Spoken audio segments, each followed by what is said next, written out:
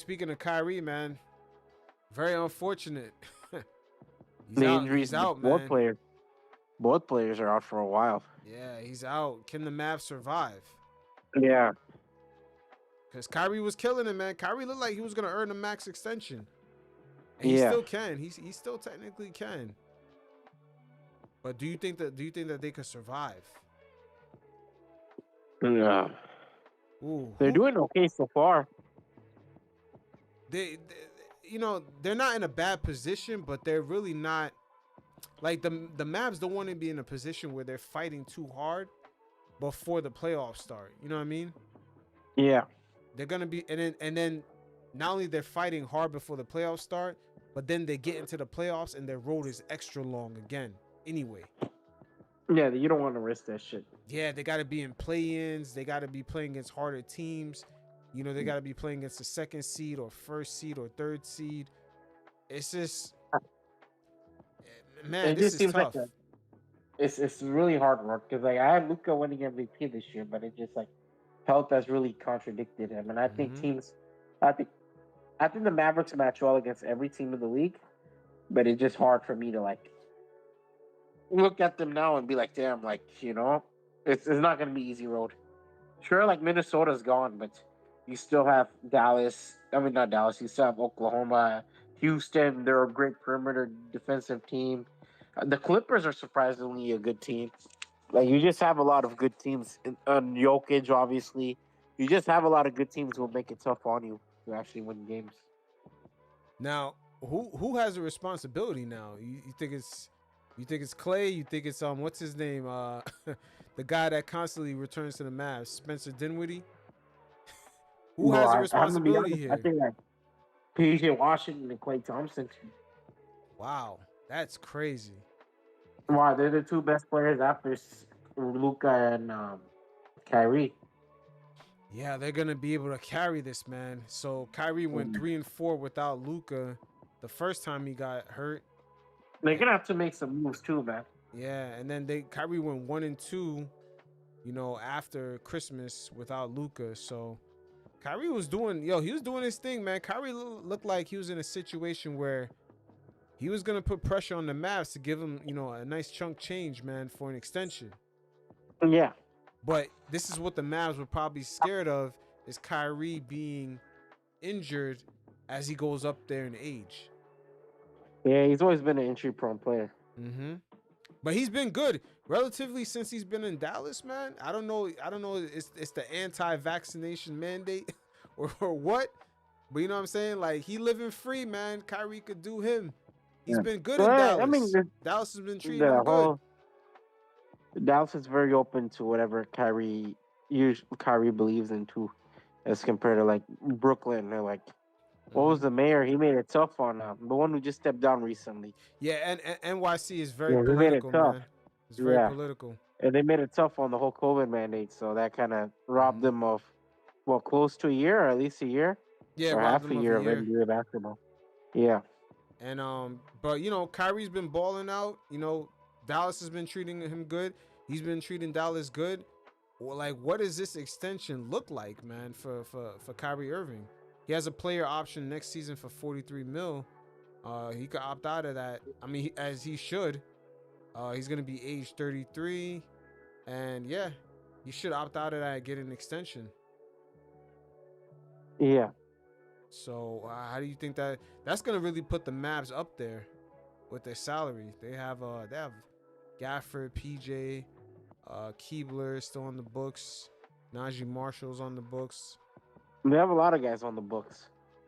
Yeah, Lively is gonna be up for an extension later on, but he's still gonna be on the books as a You still got 2 years. first round You pick. still got two. You still got like what 3 years? Yeah, he still got 3 years. Yeah, so like you have a lot more breathing room with him. Yeah, he's making lottery money. Um, Yeah, yeah, but Kyrie, the number he's gonna command. Once again, this is what I mean. The CBA, yo, this is like the third straight conversation we're having about this. This is like the third straight player. Like now it's Kyrie. Kyrie's productive, but what is his number? What is yeah. Kyrie's number, bro? That's crazy. Is Kyrie's number 55 a year? Is it 40? It can't be 40 because, maybe Julius Randle and guys like that are looking for 40. Brandon Ingram. You know what I mean? It's going to be hard for Jimmy Dallas to Butler might decide. end up getting 40 for a couple of years. So Kyrie Irving, Yeah. he still has expectations to help Luka get to the finals. So his number can't be like 40. Is it 50? Is it 55? Is it 60? Yeah. Like these are the questions that, man, we're gonna see. We gotta see these play out, man, because I'm very curious. I really right now don't know most of the players. Like, what are their true values when it comes to these contracts? The numbers look funny in the light for the middle tier guys. It looks funny. Yeah. Even guys like Jonathan Kuminga with the Warriors, they don't even know his But real we're number. not talking. Kyrie is far from middle tier. He's like, I'll say like 1B tier, right? 1B or even B. So it's just gonna be funny how like his situation where it's just you could tell the health is gonna lowball him big time. It is, but then again, right? The number that a guy like Kuminga is probably looking for is around 40, right? Kyrie's making 40 now. And we know the cap is going up. But so what's Kyrie's new number? Is it 55? Is it 60? Because he can't be making 45, even 50. Maybe Julius Randle and Brandon Ingram might be looking for 50. Jimmy Butler's looking for more than 50 a year. Like, he has an option right now for 50, and he's looking for more than that. Like, that's the craziest part. Yeah, I think like, where will Kyrie shop around for 70, 80? No, it's not 70, 80 per year. Kyrie's number, man, I don't know. Honestly, I don't know. Right now, it's 43 as an option, right? I'm not really like a cap salary guy, so No, I'm not really good at like determining a player's value, if that makes sense. oh no, yeah, I get what you're saying, but also what I'm saying too is that in today's climate, no one really even knows the numbers anymore. No, it's fizzled. It's like it's blurry lines now. Yeah, I really don't know. I'm looking at Kyrie's number at 43, and I'm just like, they can't even give him an extension for the same amount because that's probably what Randall's gonna be making. That's probably what Brandon Ingram is gonna be making. So what's his number? I really don't know his number. Like these brand new numbers are crazy. It's hard to determine players' values now because like injuries and all these things have taken more into account than ever before. Mm-hmm. Like before that, it was a gamble because like the cap space wasn't all that tight, so teams are willing to take that gamble and trade later, attach a pick and trade later or some bullshit like that. Now it's not like that anymore. Yeah, so just to recap, it's Jimmy Butler, Kyrie Irving, Brandon Ingram, Julius Randle. What is their number? De'Aaron Fox?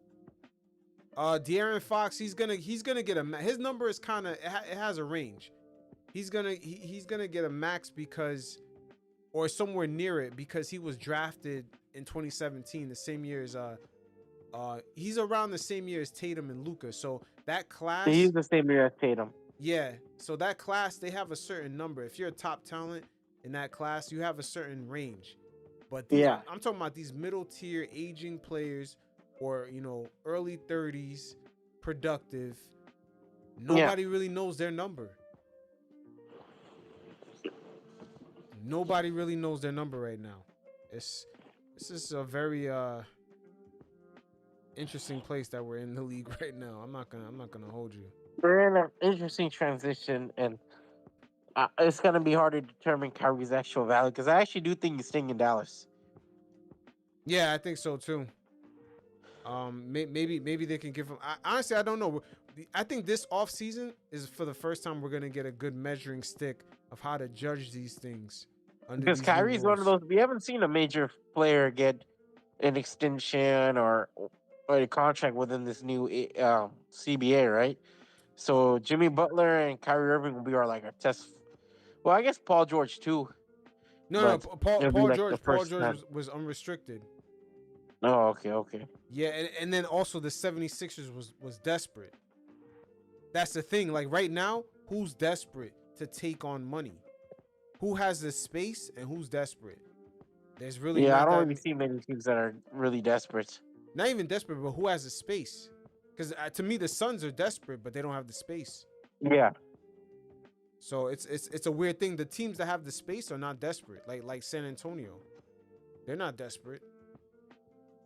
They have no but expectations. So that's where yeah, everything is kind they of, the can milk lines are it out. blurred. Yeah, so it's kind of tricky.